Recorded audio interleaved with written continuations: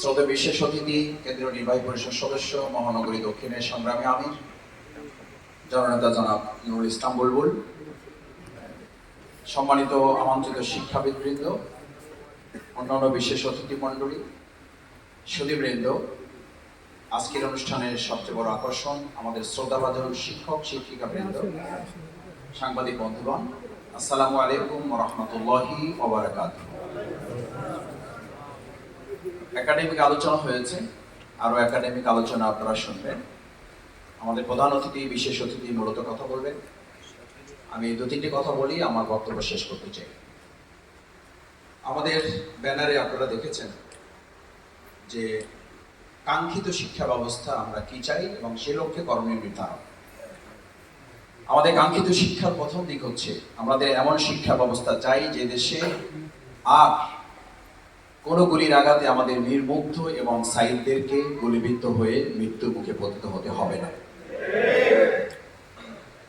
আমরা এমন শিক্ষা ব্যবস্থা চাই যে শিক্ষা ব্যবস্থায় বাংলাদেশে আর ধর্ষণের সেঞ্চুরি হবে এরকম একটা পতিত বাংলাদেশ বিশ্বের দরবারে পরিচিত হবে, সেই শিক্ষা ব্যবস্থা আমরা আর চাই না। আমরা সেই শিক্ষা ব্যবস্থা চাই না যে শিক্ষা ব্যবস্থায় একজন শিক্ষক তার সন্তান তুল্য ছাত্রীকে সামনে বসিয়ে রেখে বলবে, তোমার নিকাব কিংবা হিজাবের কারণে তোমাকে তো আমি চিনতেই পারছি না, তোমাকে হয় মুখ খুলতে হবে, না হলে তোমাকে ভাইবা থেকে বাতিল করা হবে। এরকম অধপতিত শিক্ষা ব্যবস্থায় আমরা আর ফিরে যেতে চাই না। সম্মানিত শিক্ষকবৃন্দ, আমাদের এই বাংলাদেশি এমন শিক্ষা ব্যবস্থারও তো আমাদের সুযোগ রয়েছিল। এমন মানুষও তো এই শিক্ষা ব্যবস্থায় আমরা নিজেদের মতো করে তৈরি করার সুযোগ হয়েছে। শিক্ষা ব্যবস্থার হেলমেট এবং হাতুড়ি বাহিনী তৈরির ব্যবস্থাপনা এই বাংলাদেশে মানুষ দেখতে চায় না। অন্তর্বর্তীকালীন সরকার আশা করি হেলমেট এবং হাতুড়ি বাহিনীর পরিবর্তে বাংলাদেশের দেশপ্রেমিক সেরকম কিছু যোগ্য নাগরিক তৈরি করবে, যাতে করে আমাদের দেশের মেধাবীরা, আপনারা জানেন আমাদের এখানে অনেক সন্তানেরা নিরাপদ মেধা এবং আশ্রয়ের খোঁজে বাংলাদেশের পরিবর্তে এখন বিদেশে যাচ্ছে, আর তারা ফিরে আসছে না।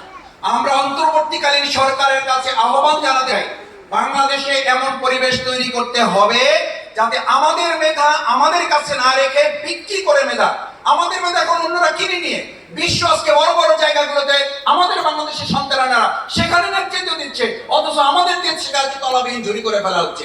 এরকম নীতিমালার শিক্ষা আর না তৈরি করে বরং বিদেশে যারা গিয়েছিল তাদেরকে ফিরে নিয়ে এসে মেধা না কোটা, এই বৈষম্যহীন ছাত্র আন্দোলনের বৈষম্য বিরোধী ভূমিকা যারা করেছিলেন তাদের মূল মন্ত্রে ফিরে আসার জন্য সেই সমস্ত মেধাবীদেরকে ফিরে আসার উপযুক্ত বাংলাদেশ আমরা তৈরি করব ইনশাআল্লাহ। সেই প্রত্যাশা ব্যক্ত করে আমাদের এই সুন্দর বাংলাদেশ গড়ার জন্য আল্লাহ তাআলা যেন আমাদের আন্দোলনে যে সমস্ত মীর মুগ্ধ আবু সাঈদরা জীবন দিয়েছে তাদের সহ যারা এখনো আহত আছে তাদেরকে যেন আল্লাহ তাআলা হায়াতে তৈয়বা দান করেন, যারা আহত আছেন, যারা নিহত হয়েছেন তাদেরকে যেন আল্লাহ তাআলা শহীদ হিসেবে কবুল করে জান্নাতুল ফেরদাউস নসিব করেন, সেই প্রত্যাশা ব্যক্ত করে কথা শেষ করছি। আল্লাহ হাফেজ। বাংলাদেশ জিন্দাবাদ। আদর্শ শিক্ষক ফেডারেশন জিন্দাবাদ। ধন্যবাদ। আসসালামু আলাইকুম ওয়া রাহমাতুল্লাহ। আল্লাহর অশেষ প্রশংসা যে আমরা এরকম উন্মুক্ত একটা পরিবেশে আছে শিক্ষা নিয়ে কথা বলতে পারবো। আল্লাহর ইচ্ছা এটা হয়েছে, সেজন্য আমরা অশেষ প্রশংসা করি। আল্লাহ আলহামদুলিল্লাহ। আমরা আদর্শ শিক্ষক ফেডারেশনের সবাই সদস্য। আদর্শ শিক্ষা থেকে যাব, সেজন্য দুটো বিষয়কে আমরা গুরুত্ব দিয়ে ফেডারেশনে কাজ করে যাচ্ছি। একটা হলো নৈতিক শিক্ষা আর একটা হলো একাডেমিক শিক্ষা। এর উপর আমরা প্রশিক্ষণ দিই। যারা এই ফেডারেশনের কাজে করছি, ইসলামী শিক্ষা হবে, শিক্ষা ব্যবস্থার পরিবর্তন হবে। কাজটি খুব সহজেই নিবেন। চাবিকাঠিটা কার হাতে এখনো সেটা চিন্তা করতে হবে।